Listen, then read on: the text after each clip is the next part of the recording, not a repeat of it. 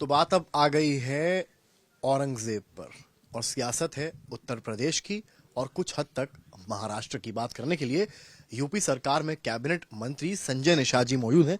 Sanjay ji, UP विधानसभा में session हो और कुछ इस तरह की चीजें ना हो तो शायद अधूरापन रहता भी है। और अब आज सीएम योगी ने कहा कि अबू आजमी को लेकर, सपा नेता को लेकर कहा कि औरंगजेब को बढ़ावा देने वाले ऐसे नेताओं को तो तुरंत निष्कासित कर देना चाहिए। समाजवादी पार्टी अभी तक उन्हें निकालती क्यों नहीं है? और एक बात कहा उन्होंने कि कुछ औरंगजेब जैसे बच्चे हो जाते हैं जो अपने बाप को जेलों में बंद कर देते हैं, उसी तरीके से बहुत ऐसे लोग हैं जो अपने माँ बाप को इस तरीके से उपेक्षित रखते हैं। उससे हमारी सरकार ने स्पेशल इंतजाम करके उनको रहने का आश्रय देने का काम करा। ऐसे जो औरंगजेब को बढ़ावा देते हैं, ये माना जाता है कि भारतीय संस्कृति, भारतीय जो हमारी लोग 90% इस देश में एक विशेष वर्ग के लोग रहते हैं, 10% दूसरे धर्मों के पोषक लोग हैं। तो ऐसे लोगों को ठेस पहुंचाते हैं कि जो आक्रमणकारी रहे हों, जो इस देश को लूटे हों, भारतीय संस्कृति को नष्ट किए हों और भारतीय संस्कृति के ऊपर एक लंबे समय तक 750 वर्ष की विचारधारा से राज किए हों और हमारी अर्थव्यवस्था को चौपट किए हों, हमारी पहचान खतरे में डाले हों। मसूद तो कह रहे हैं कि औरंगजेब के समय तो जीडीपी एकदम ऊपर चला गया था। अबू आजमी ने भी कहा कि उन्हें पता नहीं है, बिना वो क्योंकि बिना तथ्य के बोलते हैं। क्योंकि शिक्षा इन लोगों ने छीनी है, व्यवस्था इन्होंने छीनी है, तो लोगों के पास जब देश के शिक्षा का क्या स्तर था इन लोगों के समय, तो ये तो जो बोलेंगे वही मान लेते हैं इनके वोटर। कई नेता कह रहे हैं कि आज मैं बता दूं कि जस्टिस ऑफ इंडिया नाम की बुक है, जो नोबेल प्राइज है, अमर सेन, जो आज के दिन में वाइस चांसलर है, वहाँ का नाम है नालंदा विश्वविद्यालय के, जो हेड ऑफ डिपार्टमेंट इकोनॉमिक के थे बीएचयू में। उन्होंने किताब लिखा जस्टिस ऑफ इंडिया कि उसमें पढ़ा ना, उन्होंने तो प्रमाणिक दस्तावेज के आधार पर लिखा कि ईस्वी फर्स्ट में आबादी जब हमारी 2 करोड़ थी, उस समय जो है ये जो जब निषाद राज भगवान राम थे, तब जो है सोने की चिड़िया कही जाती थी। तब जीडीपी ग्रोथ मेरा 33.5 था। तब दुनिया में हम 3 रुपए में 1 रुपए भारत का चलता था। तब शिक्षा 75% थी।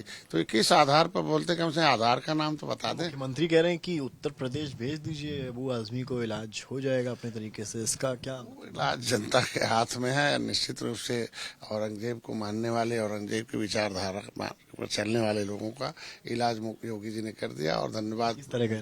तो जो जहाँ लायक था वहाँ पहुँच गया है, जो जेल में जाने लायक था जेल में चला गया, जो यहाँ से भागने लायक था भाग गया, जहाँ जिसको पहुँचने लायक था वहाँ पहुँच गया। ये बात करना अखिलेश यादव कह रहे हैं कि भाई विचारधारा की लड़ाई, विचारधारा किसी की क्या है, उस पर क्यों सवाल हो रहा है, उसको लेकर। वो बड़े नेता हैं, पिछड़ों के नेता, मैं कुछ उनके ऊपर टिप्पणी नहीं कर सकता हूँ।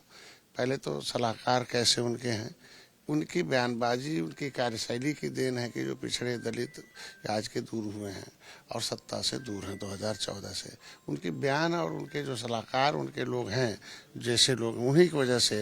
नहीं तो यहाँ आबादी हमारी लगभग 60% पिछड़ों, 65% पिछड़ों की आबादी है, दलितों का आबादी 33% है। तो ये आखिर क्यों इनसे दूर हुए? जब उसके नाम पर ही लोहिया की विचारधारा से दूर हो गए। लोहिया कौन सी बात मान, लोहिया ने कहा भाई बिना निषाद राज के, बिना भगवान राम के नाम लिया, उनकी किताब पढ़ी है, निषाद राज का लिखा हुआ, राम का लिखा, कृष्ण का लिखा। तो कम से कम राम मंदिर बन रहा तो न विरोध, न कुछ सहयोग करे, शांत रहे। बीजेपी कम से कम वो यदुवंशी है, मैं तो बार बार कह रहा हूँ, यदुवंशी है तो मथुरा में हमारी सरकार बजट दे रही है, धन्यवाद तो दे।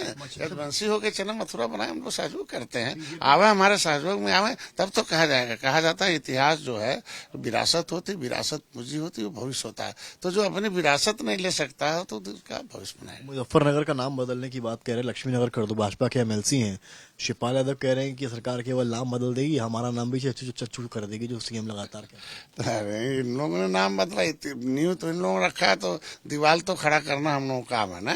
नींव तो इन लोगों ने भरा, कैसे नाम बदला जाता था। अम्बेडकर का विद्यालय तोड़ो, मूर्ति तोड़ो, नाम बदलो, अम्बेडकर के मिशन को बदलो, फिर इनके जो इनके लोग थे, तो ये पहले बताइए, एक विशेष वर्ग को खुश करके क्या उन्हीं भर के वोट से सत्ता में आ सकते हैं? नाम बदला चाहना चाहिए मुजफ्फरनगर का निश्चित रूप से भारतीय संस्कृति संस्कृत भारतीयों का देश है और भारतीय संस्कृति के नाम से नामकरण होना चाहिए, न कि जो आक्रमणकारी आक्रांताएं रहे हों, जो हमारे देश पर शासक किए हों, हमारी अर्थव्यवस्था लूटे हों, हमारे देश के लोगों में गरीबी बेकारी लाचारी पैदा की हो, शिक्षा छीने हो और जबरदस्ती कत्लेआम किया हो, देश में करोड़ों लोगों को कत्ल किए हो, तलवार के बल पर यहाँ धर्म बदले हो, ऐसे लोगों के नाम पर कोई नाम रहना चाहिए। यहाँ के लोगों ने दुनिया में जो संदेश दिया, विश्व गुरु रहे हैं, दुनिया को सभ्यता सिखाए हैं, वो उनके नाम होने चाहिए। निषाद राज के नाम यूनिवर्सिटी बननी चाहिए, भगवान राम के नाम पर बननी चाहिए। हमारे जो है तक्षशिला नालंदा विक्रमाशिला जो था, उसमें तमाम ऐसे महापुरुष हैं जिन्हें ज्ञान लेने के लिए दुनिया, इसे विश्व गुरु कहा जाता है। तो अगर हम दुनिया को ज्ञान दिए तो नाम तो उनका होना चाहिए ना, जो ज्ञान दे। तो ज्ञान से बड़ा क्या चीज होता है। विधानसभा सत्र में एक विधायक महोदय जो थे, उन्होंने गुटखा खाया और थूक दिया वहीं पर। सतीश महाना जी को गुस्सा आया आज, अब उन्होंने जो कहा है कि एकदम बैन वैन हो जाएगा, अब गुटखा तम्बाकू कुछ नहीं है और जो करेगा वो 1000 का बैन लग रहा है, यानी कि परिसर में गुटखा तम्बाकू कुछ ला ही नहीं सकते अब। तो आप कैबिनेट मंत्री हैं, निषाद पार्टी के अध्यक्ष हैं, आप क्या राय रखते हैं पूरे मसले को? देखिए, लोकतंत्र में विधायिका सबसे ऊपर है, फिर कार्यपालिका है, फिर न्यायपालिका और मीडिया है। जो विधायक काम करने के लिए आए हों, कि जिनके आचरण से देश चले, प्रदेश चले, जिनके लिखे हुए कानून से देश चले, ऐसे लोगों को अपने आचरण में बहुत परिवर्तन करना चाहिए। ये तो बहुत छोटी बात हो गई। अगर ये विधायक और इस तरीके से सदन के लोग इस मंदिर में आकर इस आचरण के साथ आएंगे, इस व्यवहार संस्कार के साथ आएंगे, तो वो क्या उनसे उम्मीद कर सकती है? उसके तो जवाब जनता देगी कि जो अब इस तरीके के बदलाव नहीं कर सकता। अब जनता जनार्दन है, जज है, वो समय आएगा। मैं अध्यक्ष जी को धन्यवाद दूंगा कि बहुत शालीनता से कम उनकी इज्जत पर बचाया, कम से कम वो अपने उस कृत्य पर माफी मांगा और जिंदगी में परिवर्तन कर लें। और सभी लोग इस तरीके, चाहे विधान परिषद हो चाहे विधानसभा हो, दोनों के सभी सदनों को, ये पूजनीय लोग हैं, माननीय लोग हैं, विशेषाधिकार प्राप्त हैं। जनता ने विशेष अधिकार दिया है कि अपने आचरण परिवर्तन करें और प्रदेश में परिवर्तन लाएं। उन्होंने तो डिसीजन सुना दिया। अब इसी बात पे अखिलेश यादव ने एक ट्वीट किया, लिखा है, किसी के भौतिक वमन पर ही कार्रवाई होगी या किसी के वचन वमन पर भी कार्रवाई होगी? हम कह रहे हैं कि 30 साल तक इनकी सत्ता थी, जब वो 5 बार रहे, तो क्या क्या कार्रवाई किए थे लोग, कैसे वमन करते थे आजम खां जी। वमन तो उनके समय होता था ना, कि एक वर्ग विशेष जो है हिंदू बनने के लिए मजबूर होता था, इस तरीके के बोलते थे, और उसका खामियाजा सपा भोगी, उनके वमन से भोगी है, आजम खां के बयान से भोगी है। गोरखपुर में जब हम 2018 का चुनाव था, तो मैंने स्ट्रिक्टली मना किया था इस तरीके से भाषण देने वाले को गोरखपुर में न लाया जाए, तभी हम आपके साथ रह सकते हैं। और मजबूरन उन्हें रोकना पड़ा, हमने आजम खां के कार्यक्रम को बंद किया था। तो उनके समय, अपने समय के वमन को देखे ना। हमको कह रहे हैं कि आज के दिन में किस तरीके की बातें होती है, बताइए, असभ्य बातें होती हैं, किस तरीके से छीटाकशी करते हैं।